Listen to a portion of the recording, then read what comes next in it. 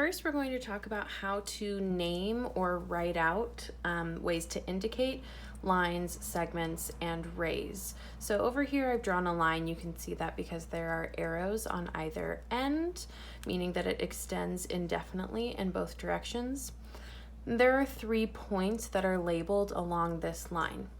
Now, to write the name of a line, you can use any 2 points, or if you want to use more than 2, you can, as long as they're going in order. So one way to write the name of this line would be DF, and then draw a tiny little line with arrows on top of it.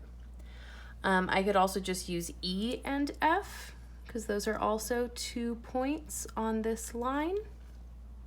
If I wanted to use 3 letters to name it, I could do FED and then still put a little line above it. But as long as the E is in the middle of these 2, because I do need to go in order. So if I'm choosing F as my starting point, then I need to write the 3 points in order going towards the other points that I want to use.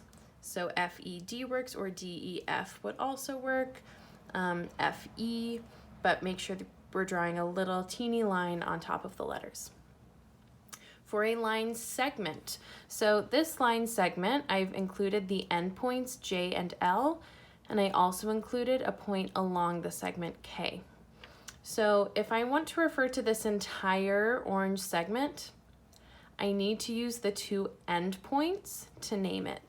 So I would name it JL, for example, and draw a little segment on top of those letters. Or I could use all 3 letters, but again, making sure that the first and last letters are the end points. So I could name it LKJ, for example, or JKL. But the K, since the K is not the end point, it goes in the middle of those letters. The ray is the one that's the most complicated, I suppose. The order matters a lot more when I'm naming a ray. So I need to have the first letter be the starting point. So if I'm referring to this entire orange ray, P is the starting point. So that has to be the first letter.